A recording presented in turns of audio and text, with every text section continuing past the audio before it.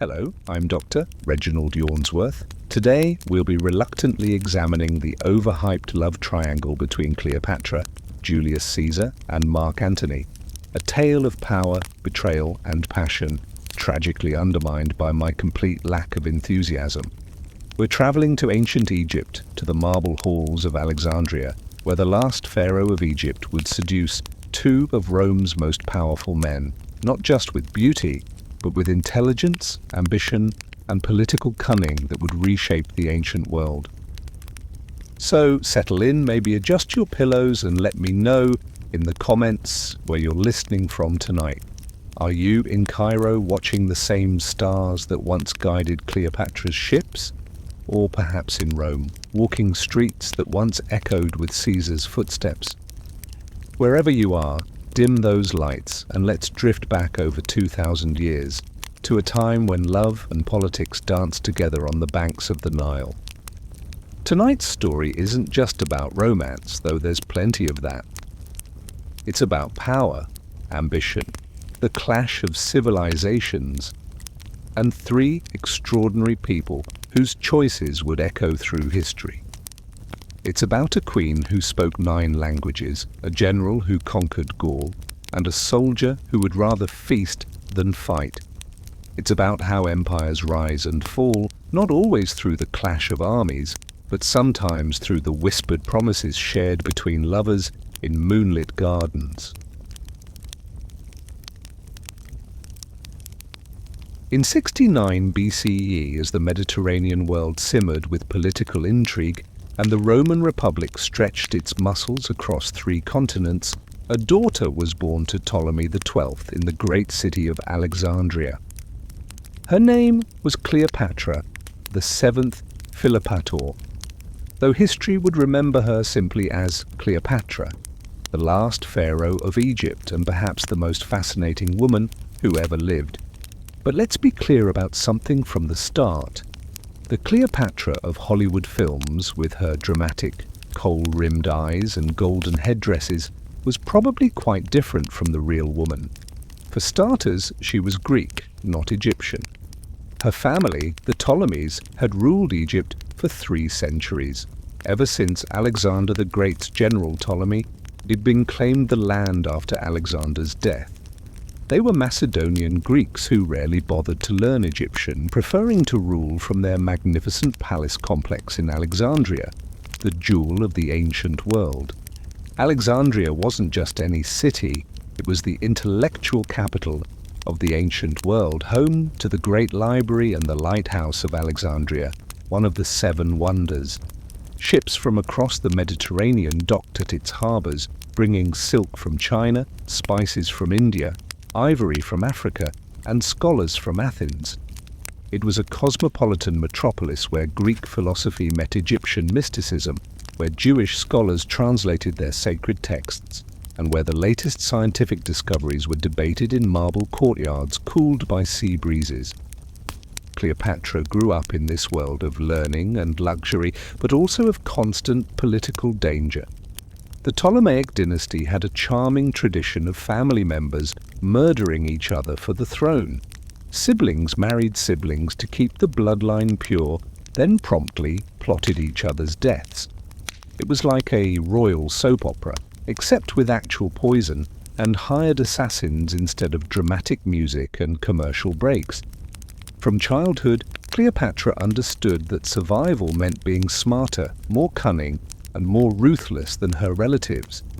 She excelled at languages, eventually becoming fluent in Greek, Egyptian, Latin, Hebrew, Arabic, and several other tongues. Ancient sources suggest she was the first Ptolemaic ruler in 300 years to actually learn Egyptian, which tells you something about her political intelligence. How do you rule people whose language you refuse to speak?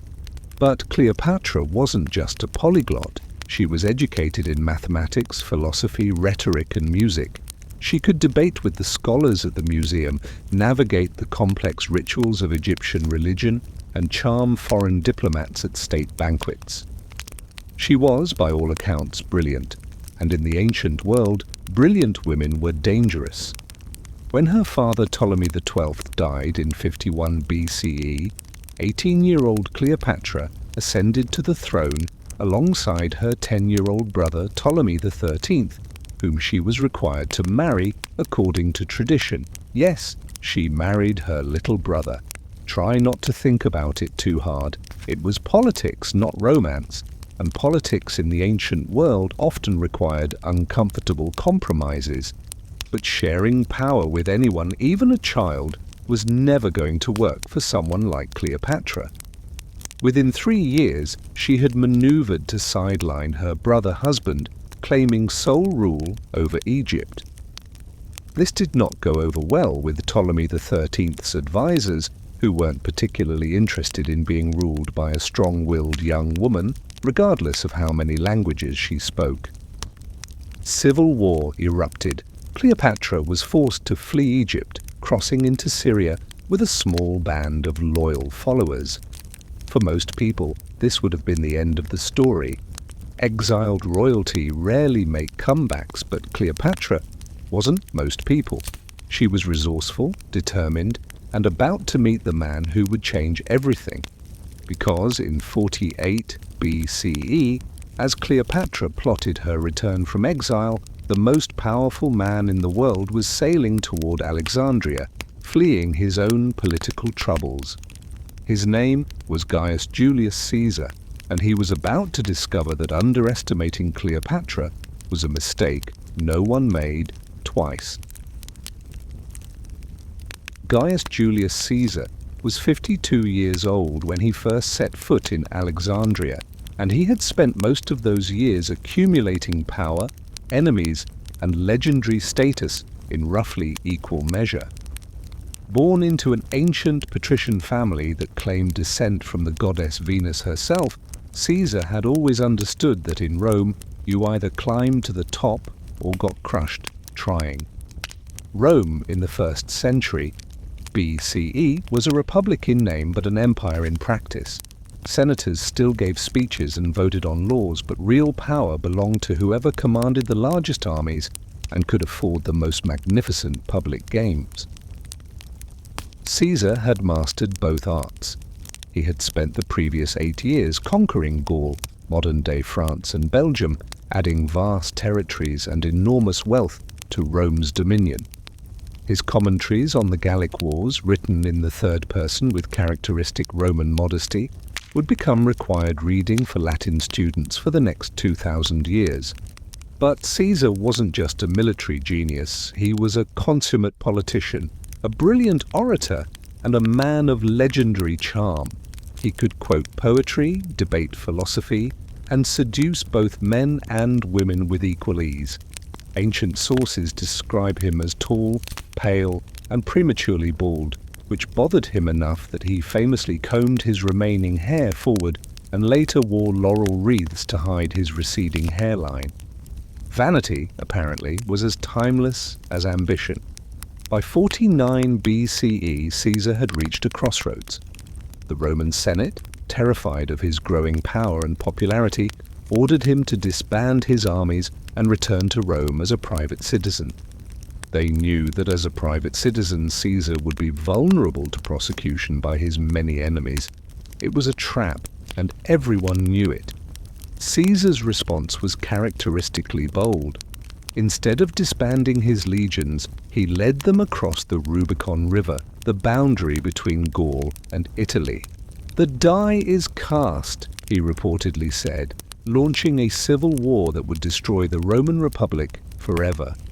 It was one of history's most momentous decisions. The ancient equivalent of burning your bridges, except Caesar was burning the entire political system. The civil war pitted Caesar against Pompey the Great, once his ally and friend, now his bitter rival. Pompey had the backing of the Senate and most of Rome's conservative establishment. He also had a significant advantage in ships and eastern territories, but Caesar had something Pompey lacked: the absolute loyalty of battle-hardened veterans who had grown rich and famous under his command. The war raged across the Mediterranean. Caesar won brilliant victories in Spain and Italy, but suffered a devastating defeat when Pompey's forces trapped him at Dyrrhachium in modern-day Albania. For a moment it seemed Caesar's luck had finally run out, but Pompey, perhaps overconfident, failed to press his advantage. Caesar escaped, regrouped, and at the Battle of Pharsalus in 48 BCE, decisively defeated Pompey's larger army. Pompey fled to Egypt, hoping to find refuge and rebuild his forces. He probably chose Egypt because it was wealthy, nominally independent, and ruled by a boy king he assumed would be easily manipulated. It was a fatal miscalculation. Ptolemy XIII's advisors, calculating that Caesar was likely to win the civil war, decided to eliminate Pompey as a gesture of goodwill to the victor. When Pompey's ship approached the Egyptian coast, he was greeted by Ptolemy XIII's representatives, who invited him ashore for an audience with the king. As Pompey stepped onto the beach, he was stabbed to death by men he had considered friends. His head was cut off and preserved, while his body was left to rot on the sand. It was a pragmatic decision that horrified Caesar when he arrived in Alexandria 3 days later. Pompey had been his enemy, yes, but also his former son-in-law and one of Rome's greatest generals.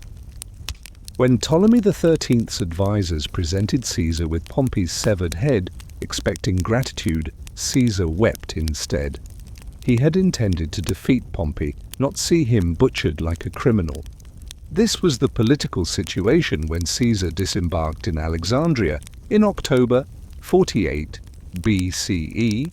He was the master of the Roman world, but trapped in a foreign capital where he was outnumbered and surrounded by people who had just demonstrated their willingness to murder inconvenient guests. He needed allies, and he needed them quickly. He was about to find the most remarkable ally of his entire career. The story of how Cleopatra first met Julius Caesar has been told so many times with so many embellishments that separating fact from fiction requires archaeological precision. But the basic outline seems clear. In the autumn of 48 BCE, a 21-year-old exiled queen managed to smuggle herself into the heavily guarded palace complex of Alexandria to meet the most powerful man in the world. How she did it varies depending on which ancient source you trust. The most famous version, recorded by Plutarch, claims she had herself wrapped in a carpet or bed linens and carried into Caesar's chambers as a delivery. Other sources suggest she was smuggled in a large sack or laundry bundle. The details matter less than the audacity. Imagine being so confident in your powers of persuasion that you're willing to risk being stabbed as an assassin just for the chance to make your case in person. Caesar was reportedly enchanted not just by Cleopatra's beauty, but by her intelligence and boldness. Here was a woman who spoke his language literally and figuratively. She could discuss philosophy in Greek, politics in Latin, and religion in Egyptian. She understood power, respected intelligence, and wasn't intimidated by his reputation. For a man accustomed to having people grovel or flee in his presence, this must have been refreshing. But let's not romanticize this too much. This wasn't love at first sight between star-crossed teenagers. This was a calculated political alliance between two extremely intelligent, extremely ambitious adults. Caesar needed Egyptian gold and grain to fund his ongoing civil war. Cleopatra needed Roman military support to reclaim her throne. Both recognized opportunity when they saw it. Still, the personal chemistry was undeniable. Caesar was 31 years older than Cleopatra, but he was still vigorous, charismatic, and possessed of that particular confidence that comes with having conquered most of the known world. Cleopatra was young, brilliant, and represented a culture far older and more sophisticated than Rome's. Romans might control the Mediterranean through military force, but Egypt had been building pyramids and studying astronomy when Rome was still a collection of mud huts on 7 hills. Their affair began immediately. Within weeks, Caesar had committed Roman troops to support Cleopatra's claim to the throne, effectively declaring war on Ptolemy XIII and his advisors. This decision nearly cost him everything. The Alexandrians, who had initially welcomed Caesar as a powerful protector, now saw him as a foreign invader supporting an unpopular queen. The Alexandrian War, as historians call it, lasted 6 months. Caesar found himself besieged in the palace quarter with a small force of Roman legionaries cut off from reinforcements and supplies. At one point, Egyptian forces tried to trap the Romans by filling the harbour with sunken ships. Caesar's men responded by burning the Egyptian fleet, a fire that unfortunately spread to part of the great library of Alexandria. Countless irreplaceable scrolls went up in smoke, a loss that still makes historians weep. But Caesar was nothing if not resourceful. He held out until reinforcements arrived from Asia Minor, then systematically crushed the rebellion. Ptolemy XIII died in the fighting, though whether in battle or by more discreet means is unclear. His younger brother, Ptolemy XIV, was installed as Cleopatra's new co-ruler and husband, though everyone understood who really held power.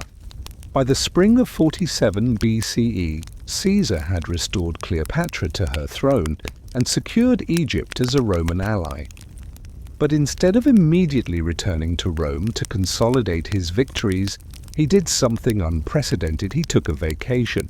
For 2 months, Caesar and Cleopatra sailed up the Nile on a magnificent river barge, visiting temples, hunting crocodiles, and enjoying what was essentially a royal honeymoon cruise.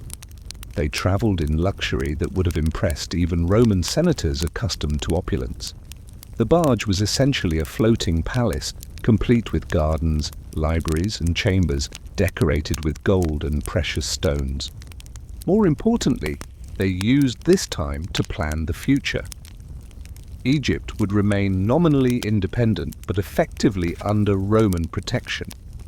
Trade between Egypt and Rome would flourish, enriching both kingdoms, and Cleopatra, now pregnant with Caesar's child, would be positioned as the bridge between East and West, the pharaoh who could speak to both Roman pragmatism and Egyptian mysticism.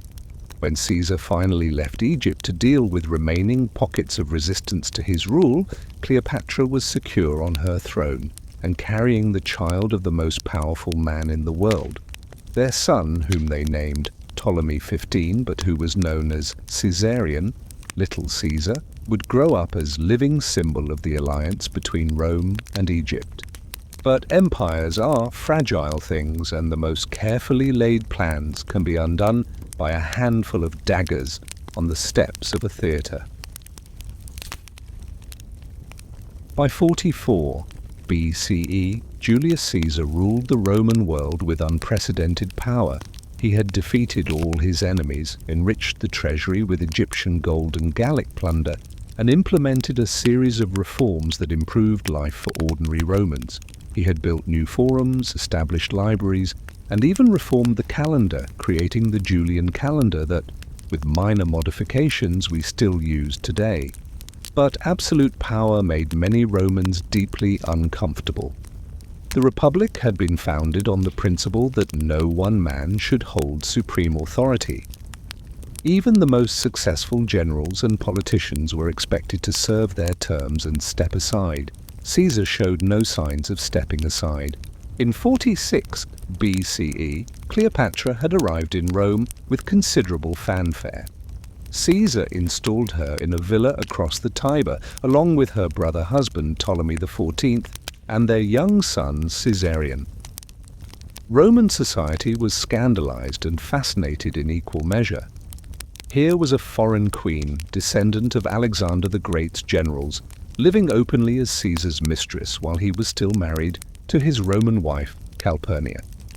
Cleopatra's presence in Rome was both a diplomatic triumph and a political liability for Caesar. She represented the wealth and sophistication of the East, but also everything that conservative Romans feared about foreign influence and Eastern decadence.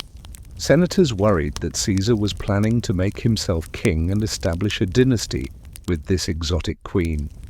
These fears intensified when Caesar erected a golden statue of Cleopatra in the temple of Venus Genetrix, literally placing her among the gods in Rome's most sacred space. For Romans who believed their republic was divinely blessed, this was deeply offensive.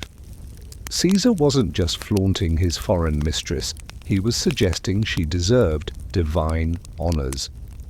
The conspiracy against Caesar began forming in early 44 BCE. The plotters included both former enemies who had been pardoned and longtime allies who felt betrayed by his monarchical behavior. They called themselves the Liberators, claiming they were acting to save the Republic from tyranny.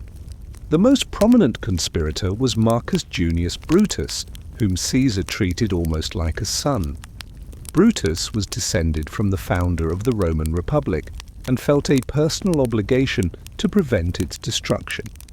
When other conspirators approached him, they appealed to both his family honor and his genuine affection for Caesar. They argued that killing Caesar was the only way to save him from becoming a tyrant. On March 15, 44 BCE, the Ides of March, Caesar attended a meeting of the Senate at the theatre of Pompey. He had been warned by a soothsayer to beware the day, and his wife Calpurnia had dreamed of his death.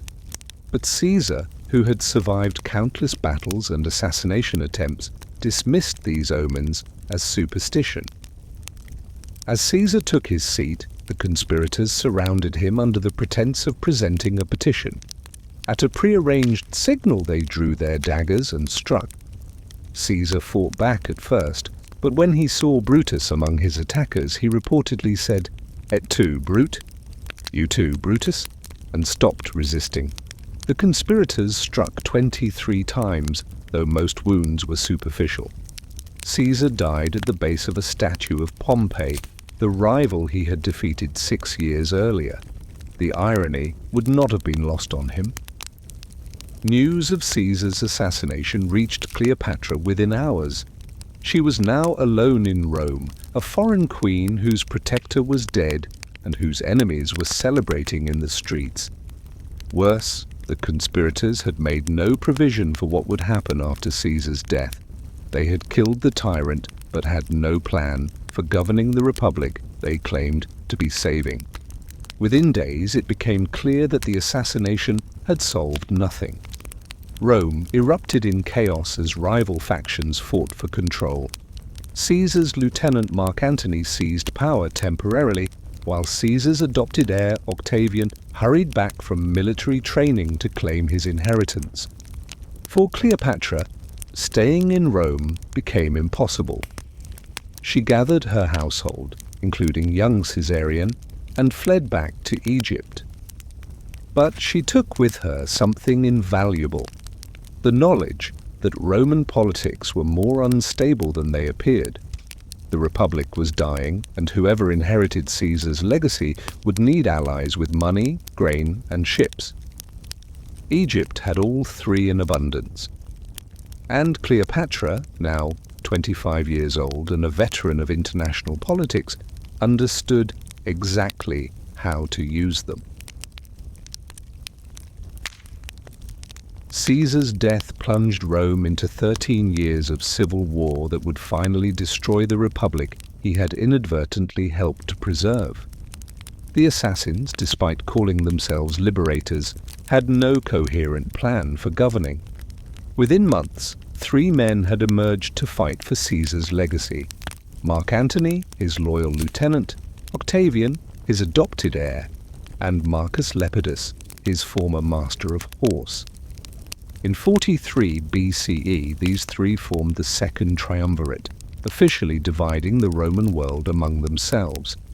Unlike the informal arrangement between Caesar, Pompey, and Crassus 20 years earlier, this was a legal dictatorship with the power to make laws and execute enemies without trial. Their first act was to publish prescription lists, essentially death warrants for their political opponents. Among the victims was Cicero, Rome's greatest orator, whose head and hands were nailed to the speaker's platform in the forum as a warning to other critics. The triumvirs then turned their attention to Caesar's assassins, who had fled to the eastern provinces and were raising armies. At the Battle of Philippi in 42 BCE, Antony and Octavian decisively defeated Brutus and Cassius. Both conspirators committed suicide rather than face capture, bringing the Republican cause to an end. With their enemies dead, the triumvirs redivided the world. Lepidus, the weakest of the three, was given Africa. Octavian took the west, including Italy and Gaul. Antony received the east, including Greece, Asia Minor, and the wealthy provinces of the Levant. It seemed like a reasonable arrangement, but it contained the seeds of future conflict. The eastern provinces required careful management. They were wealthy but politically complex, with ancient kingdoms, proud city-states, and powerful queens who needed to be courted rather than conquered. Antony was well suited for this role. Unlike Octavian, who was cold, calculating, and distinctly Roman in his outlook, Antony was charismatic, adaptable, and comfortable with Eastern customs. Marcus Antonius, Mark Antony, was everything Caesar had been and more. A brilliant general, a magnetic speaker, and a man of legendary appetites. Ancient sources describe him as tall, powerfully built, and possessed of an almost supernatural ability to inspire loyalty in his soldiers. He was also famously fond of drinking, feasting, and beautiful women. Roman moralists disapproved, but his men loved him for it. Antony had served as Caesar's cavalry commander in Gaul and had been his most trusted lieutenant during the Civil War. On the Ides of March, he had been with Caesar and might have saved him if fate had not delayed his arrival at the Senate meeting. In the aftermath of the assassination, he had delivered Caesar's funeral oration, reportedly moving the crowd to tears and rage with his eloquence. But Antony was also impulsive, often crude, and prone to making decisions based on emotion rather than calculation. Where Caesar had been patient and strategic, Antony was passionate and immediate. Where Caesar had carefully balanced Roman traditions with practical necessities, Antony embraced whatever worked, regardless of how it looked to critics back in Rome. In 41 BCE, Antony summoned Cleopatra to meet him in Tarsus, a prosperous city in what is now southern Turkey.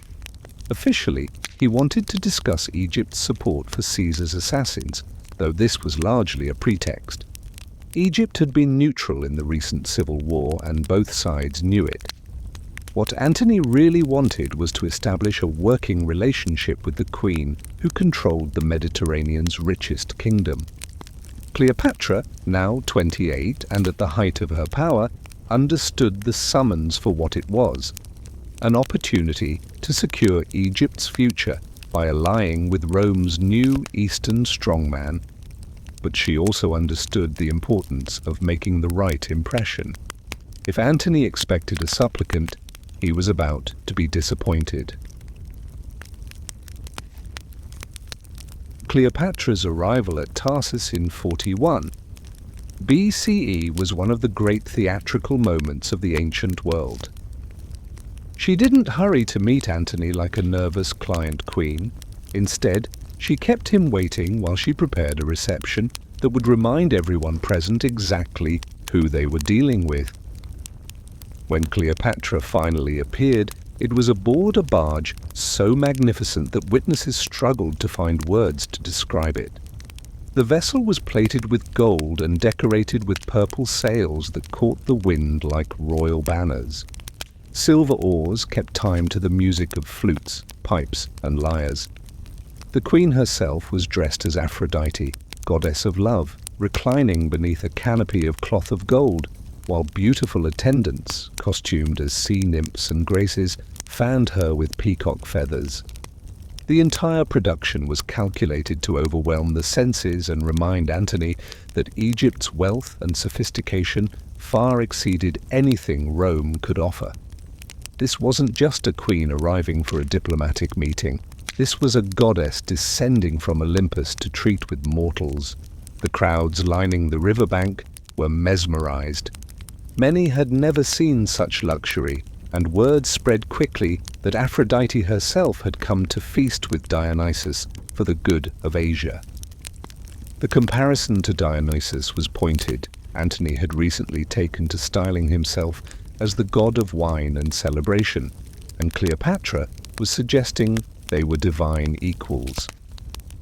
When the barge docked, Antony was waiting on the quay with his staff and local dignitaries. He had planned to receive Cleopatra in his official residence, making clear who held superior authority. Instead, she invited him to dine aboard her floating palace. It was a masterful reversal. Suddenly Antony was the guest and Cleopatra was the hostess, setting the terms of their interaction. The dinner that followed was legendary for its extravagance. Every surface was decorated with gold and precious stones. The food was exotic and abundant. The wine flowed freely. Entertainment included musicians, dancers, and actors performing scenes from mythology. It was exactly the kind of Eastern luxury that Roman moralists condemned as corrupting, and Antony loved every minute of it. But beneath the spectacle lay serious political calculation. Cleopatra was demonstrating Egypt's value as an ally, while also gauging Antony's character and ambitions. Was he another Roman general who would see Egypt only as a source of plunder? Or was he someone who could appreciate the advantages of partnership with the ancient kingdom? Their conversations, conducted in Greek, revealed that Antony was more sophisticated than his reputation suggested. He had been educated in Athens and could discuss philosophy as easily as military tactics. He was also pragmatic enough to understand that ruling the East required Eastern methods. Roman intimidation might work in Gaul, but the ancient cities of Asia Minor and the Levant responded better to persuasion and spectacle. Over several days of feasting and negotiation, they worked out the framework of an alliance.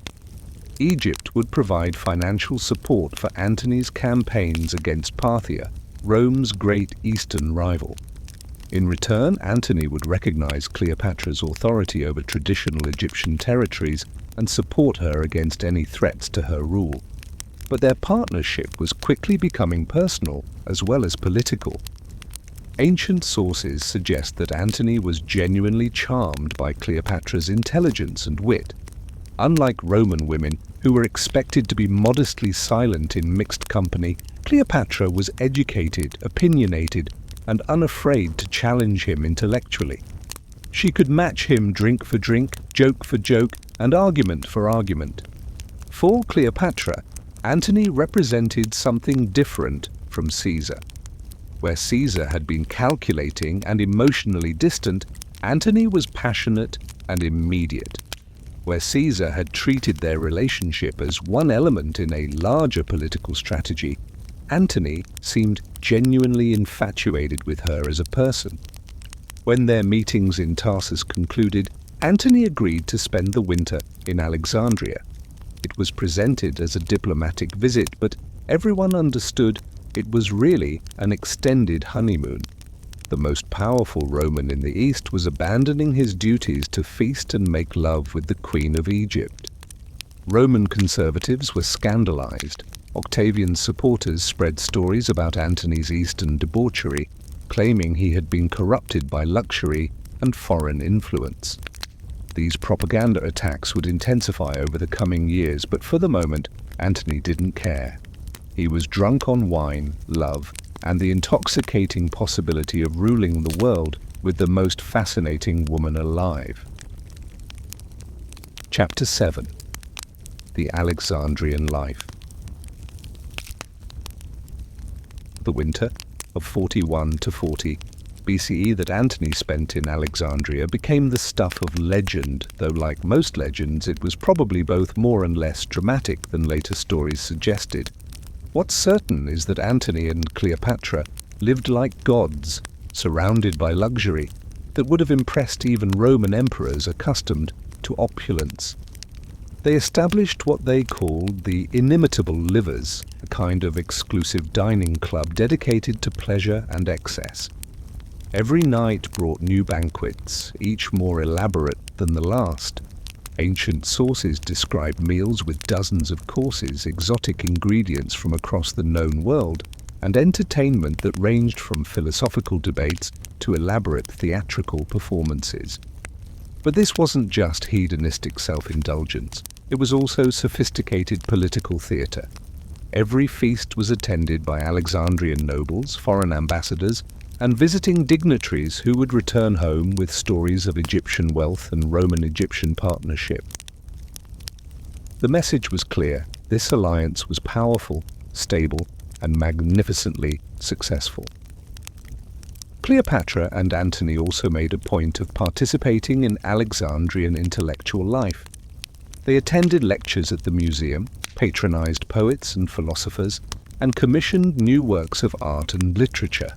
Cleopatra, still only 29, was already known as a patron of learning, and Antony surprised many by demonstrating genuine interest in Greek culture and Egyptian traditions. Their relationship produced 3 children in quick succession, the twins Alexander Helios and Cleopatra Selene in 40 BCE and Ptolemy Philadelphus in 36 BCE. The names were carefully chosen to evoke both Alexander the Great's legacy and Egyptian royal tradition.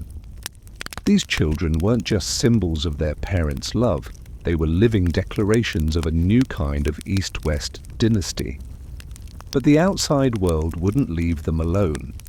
In 40 BCE, news arrived that Antony's wife Fulvia and his brother Lucius had rebelled against Octavian in Italy. The Perusine War, as historians call it, was brief but vicious. Octavian crushed the rebellion and besieged Fulvia and Lucius in the city of Perugia until they surrendered. Antony was faced with an impossible choice. If he supported his family, he would have to abandon Cleopatra and fight a civil war against his fellow triumvir. If he stayed in Alexandria, he would be seen as abandoning his Roman responsibilities for foreign luxury. Either way, his enemies would have propaganda ammunition. He chose a middle course that satisfied no one. He left Alexandria to negotiate with Octavian, but instead of fighting, he agreed to a new division of territories.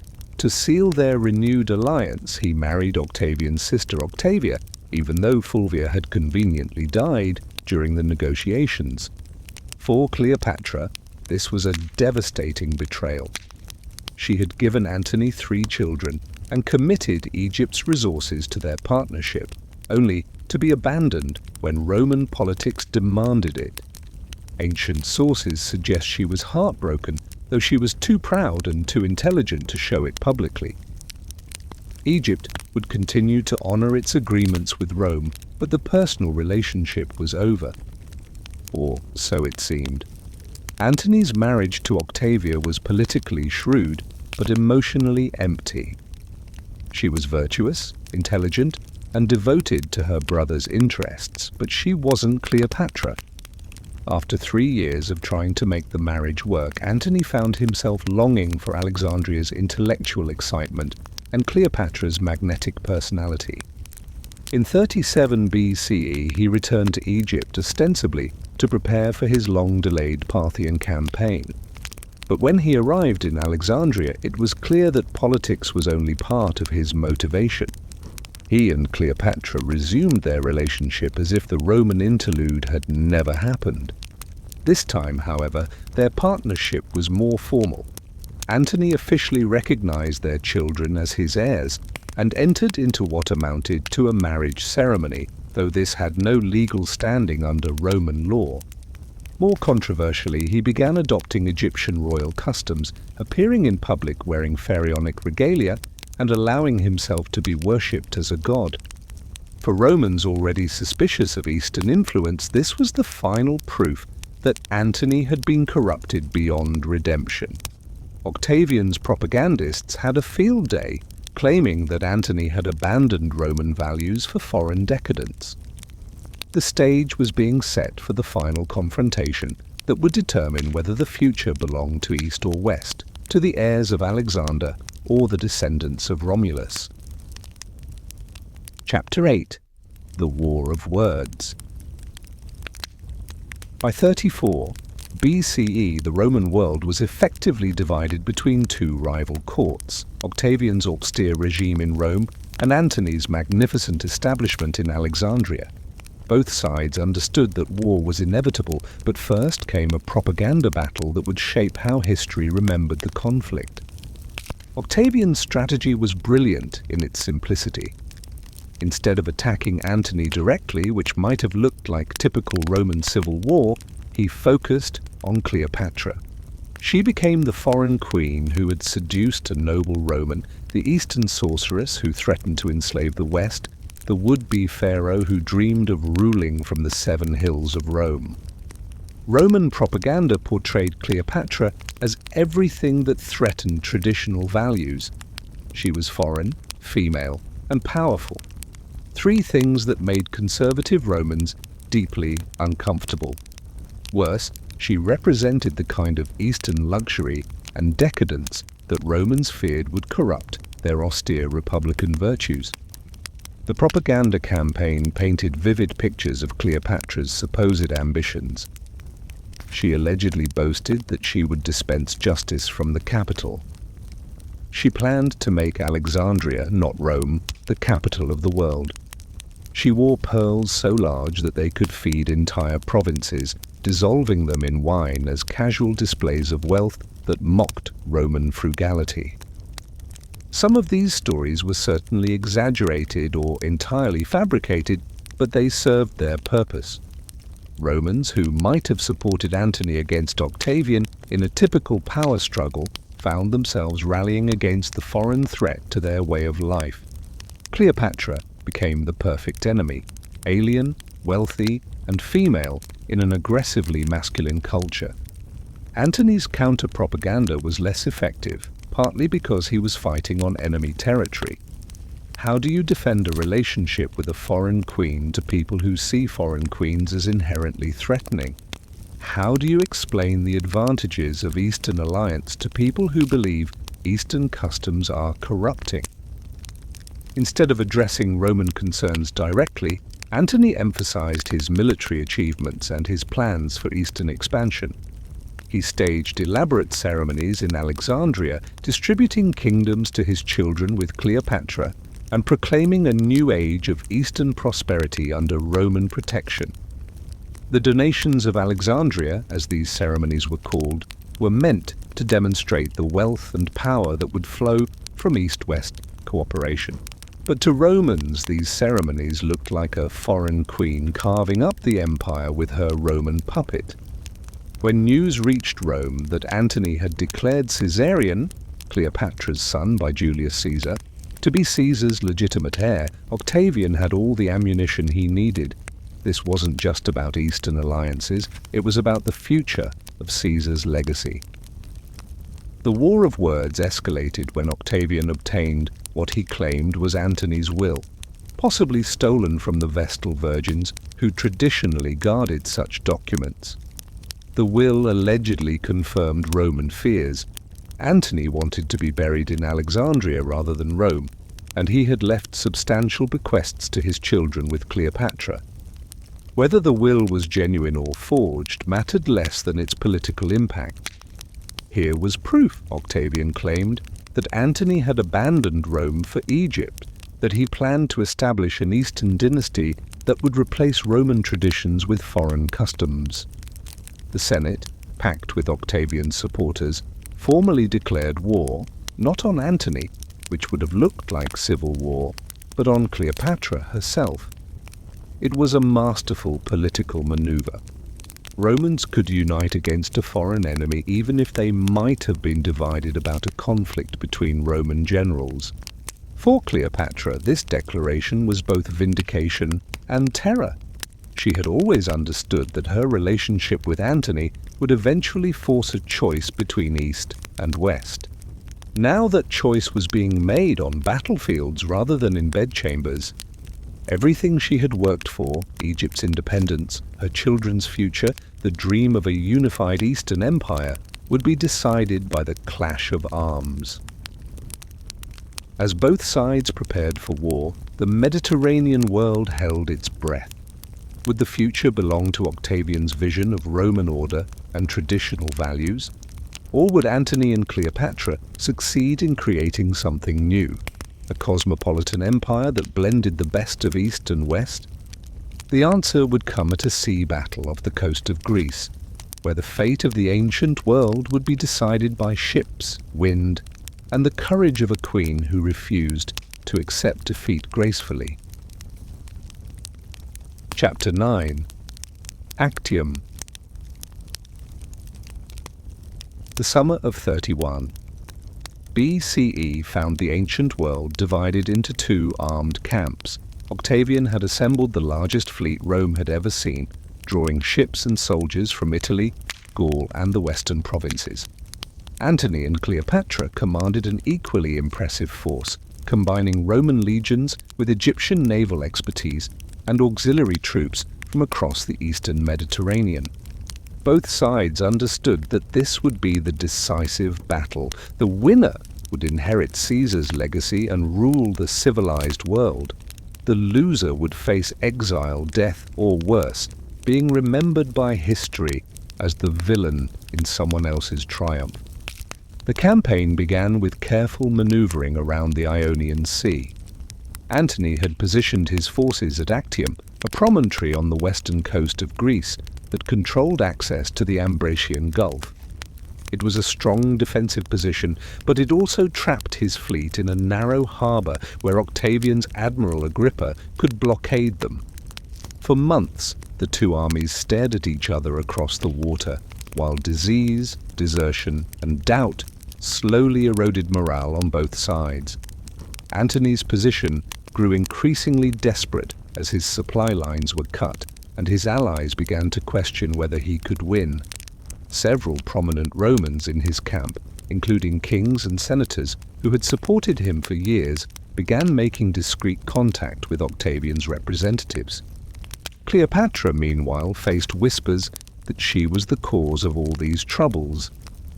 Some of Antony's officers suggested that she should return to Egypt and leave the Romans to fight their civil war in private.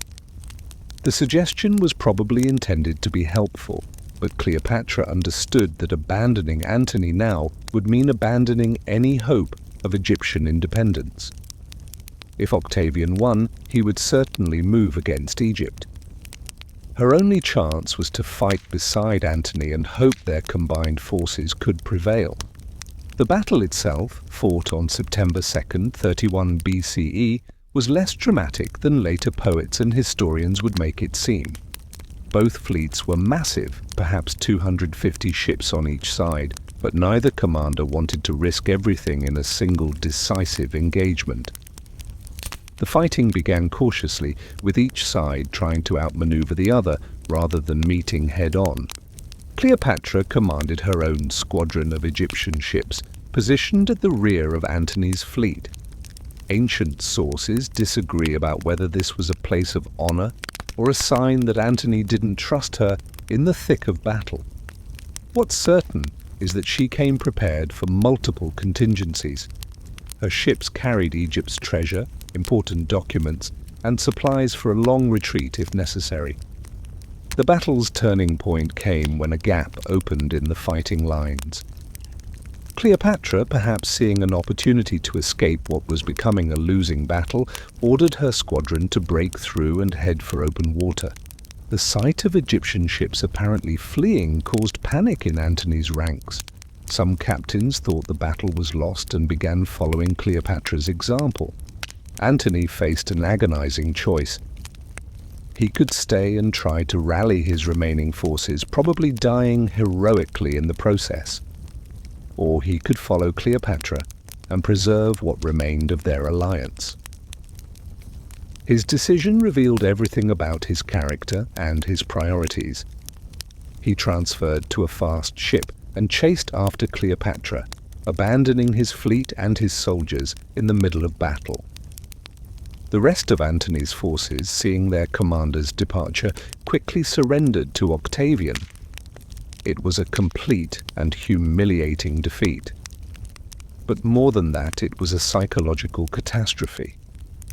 Antony had chosen love over honor, east over west, personal loyalty over Roman duty. His enemies would never let him forget it.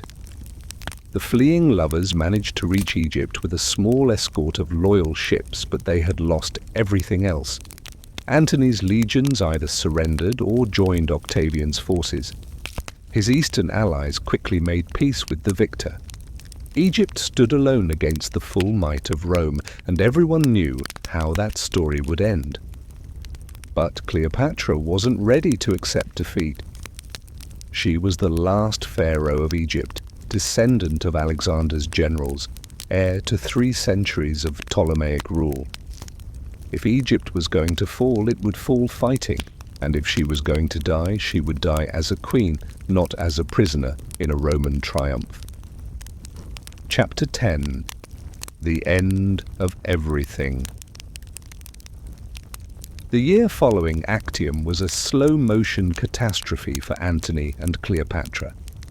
They had returned to Alexandria with the remnants of their fleet, but everyone understood that Octavian would follow once he had consolidated his victory. The only questions were when he would arrive and whether there was any hope of negotiating terms that would preserve Egypt's independence. Cleopatra threw herself into desperate preparations. She ordered the construction of new ships, tried to recruit fresh troops, and sent embassies to potential allies in Arabia and India. Some sources suggest she even considered fleeing to India with Egypt's treasure, establishing a new kingdom beyond Roman reach. But deep down, she must have known these were fantasies. Rome's reach was too long, and Octavian's determination too strong. Antony, meanwhile, fell into a depression that alarmed even his closest friends. The man who had once commanded the loyalty of hardened legionaries now spent his days drinking and raging against fate. He built himself a small retreat on a pier extending into Alexandria's harbour, calling it his Timoneum after Timon of Athens, the misanthrope who hated all mankind. It was a dramatic gesture, but also a sign of how completely he had lost faith in himself and his cause. Yet even in despair, moments of their old magic flickered. They reformed their dining club, now calling it the Companions in Death, and continued to host magnificent banquets for Alexandria's elite. These weren't celebrations but wakes, elaborate funerals for a way of life that was about to vanish forever. Cleopatra also began making practical preparations for the end. She tested various poisons on condemned criminals, observing their effects with the cool, scientific detachment that had always marked her character. She was determined that if she had to die, it would be quick, painless, and entirely on her own terms. In the summer of 30 BCE, Octavian finally arrived with an overwhelming force. He had spent the intervening months consolidating his position, accepting the surrender of Antony's former allies, and preparing for the final campaign. This wouldn't be a battle between equals, it would be an execution. Antony made one last attempt at heroic resistance, leading a small cavalry charge against Octavian's advance guard. For a moment, he seemed to recapture his old fire, scattering the enemy horsemen and returning to Alexandria in temporary triumph. But it was a futile gesture. The next day, his remaining forces defected en masse to Octavian. He was left with a handful of personal servants and guards. The final act began with a misunderstanding that would have been comical if it weren't so tragic. Cleopatra, fearing that Antony might try to negotiate her surrender to save himself, sent word that she was dead. She retreated to her tomb, a magnificent structure she had been building for years, and barricaded herself inside with her most trusted servants. When Antony received news of Cleopatra's supposed death, his last reason for living disappeared. Following Roman tradition, he asked his servant Eros to kill him rather than let him be captured alive. When Eros refused and killed himself instead, Antony fell on his own sword, but he botched the job, wounding himself mortally but not fatally. As Antony lay dying, word arrived that Cleopatra was still alive. With his last strength, he had himself carried to her tomb, where she used ropes to haul him up to a window rather than open the barricaded doors. Ancient sources describe a heartbreaking scene, the once mighty Antony dying in his lover's arms while she wept and tore her hair in grief. Antony's death left Cleopatra alone to face Octavian. She still had one card left to play, her own life. As long as she lived, she remained valuable to Octavian as a trophy for his triumph. Her death would rob him of the spectacle of parading the famous queen through Rome's streets. Negotiations began immediately. Octavian wanted Cleopatra alive for his triumph, but was willing to guarantee her children's safety if she cooperated. Cleopatra played for time, probably hoping that some miracle might still save Egypt's independence. But when it became clear that Octavian intended to take her to Rome as a prisoner, she made her final choice. Chapter 11. The Last Pharaoh. On August 12, 30 BCE, Cleopatra VII, Philopator, the last pharaoh of Egypt, chose to die as she had lived, on her own terms, with drama, intelligence, and an acute awareness of how history would remember her. The details of her death have been debated for over 2,000 years. The most famous version, immortalized by Shakespeare and countless other writers, claims that she allowed herself to be bitten by an asp, a venomous Egyptian cobra that was sacred to the pharaohs.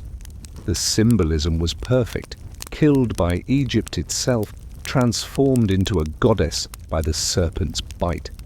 But ancient sources offer different accounts. Some suggest she used a hairpin dipped in poison. Others claim she had hidden poison in a hollow comb. The physician Olympus, who attended her final hours, reported that no one knew exactly how she died, only that she was found lying peacefully on her golden couch, dressed in her royal regalia, with her two most faithful servants dead beside her. What matters isn't the method, but the meaning. Cleopatra understood that her death would be as important as her life in shaping her legend. By dying bravely and mysteriously, she denied Octavian his greatest prize, while ensuring that she would be remembered as a tragic heroine rather than a defeated enemy. Her final letters reveal a woman of remarkable composure. She wrote to Octavian requesting that she be buried beside Antony, a wish he granted out of respect for her dignity in defeat. She arranged for her children's care, ensuring that Caesarion would be hidden, while her children with Antony would be raised by Octavian's sister Octavia in Rome. The irony was bitter, but not lost on Cleopatra. Her children would grow up in Rome, receiving the education and opportunities that came with being connected to the imperial family. Alexander Helios and Ptolemy Philadelphus disappear from history, probably dying young, but Cleopatra Selene survived to become Queen of Mauritania, ruling a North African kingdom and naming her son Ptolemy in honor of her Egyptian heritage. As for Caesarion, Cleopatra's son with Julius Caesar, his fate was sealed by his very existence. Octavian could tolerate Antony's children. They posed no threat to his legitimacy, but Caesarion represented a direct challenge to his claim as Caesar's heir. The young man was hunted down and killed, ending the last link between Egypt's royal house and Rome's greatest dictator. With Cleopatra's death, Egypt became a Roman province, but it wasn't treated like other conquered territories. Recognizing its wealth and strategic importance, Octavian made Egypt his personal possession, administered by appointed prefects who answered directly to him.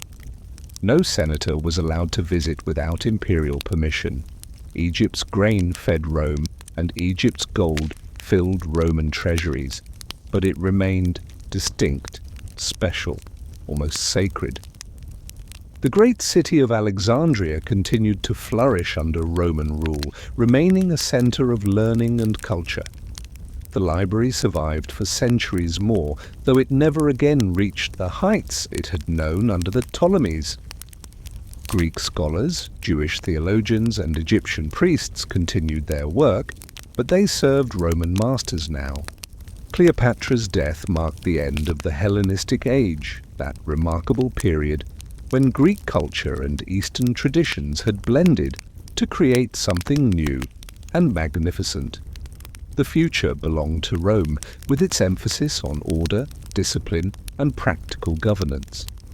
It would be a good future for many people. Roman law and engineering would bring prosperity and stability to the Mediterranean world. But something irreplaceable had been lost. The woman who died in Alexandria that August day had embodied the cosmopolitan spirit of the ancient world.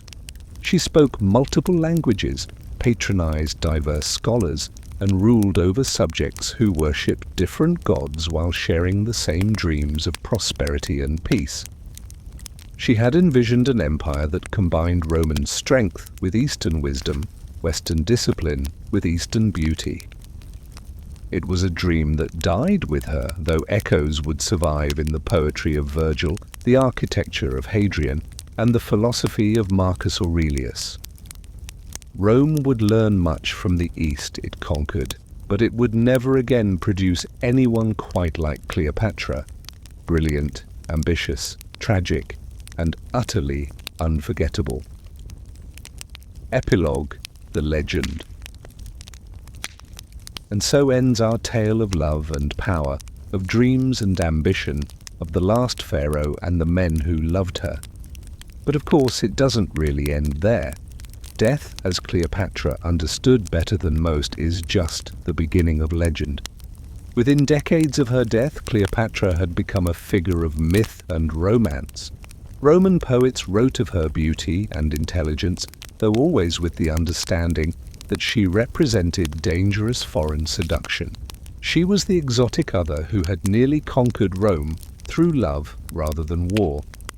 Christian writers of later centuries turned her into a moral example, the pagan queen whose pride and lust led to inevitable downfall.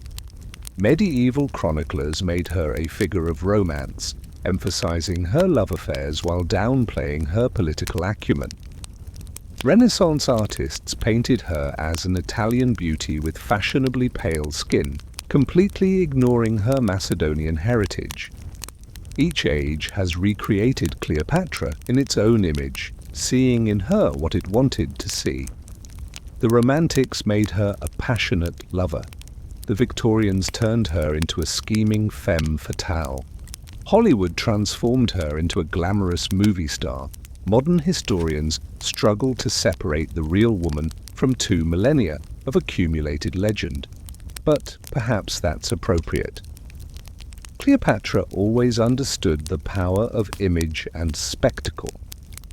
She knew that how people remembered her would matter as much as what she actually accomplished. In choosing to die dramatically rather than live as a prisoner, she ensured that her legend would outlast her enemies' empires. Today, Rome is a city of ruins and museums. The Roman Republic that Octavian transformed into the empire eventually fell to barbarian invasions. The Eastern Roman Empire lasted longer, but finally succumbed to Ottoman cannons in 1453. Yet Cleopatra's name is still known around the world, still evokes images of beauty, intelligence, and tragic love. She wanted to be remembered as a great queen, and she succeeded beyond her wildest dreams. Not bad for a woman who ruled for barely 2 decades over a kingdom that was already past its prime. Not bad at all for the last pharaoh of Egypt, who proved that sometimes the most powerful empires are the ones we build in our imagination. So as you drift off to sleep tonight, remember Cleopatra, sailing up the Nile on her golden barge, debating philosophy with Julius Caesar in moonlit gardens, feasting with Mark Antony, while Alexandria sparkled like a jewel on the Mediterranean shore. Remember a world where East met West, where love and politics danced together, and where a brilliant woman almost changed the course of history through the sheer force of her will and the power of her dreams. Sleep well, and may your own dreams be as grand and unforgettable as the queen who spoke 9 languages, seduced 2 of Rome's greatest generals, and chose to die as a goddess rather than live as a slave. The stars that guided her ships across the Mediterranean are still shining tonight, eternal and beautiful, just like the legend of Cleopatra herself.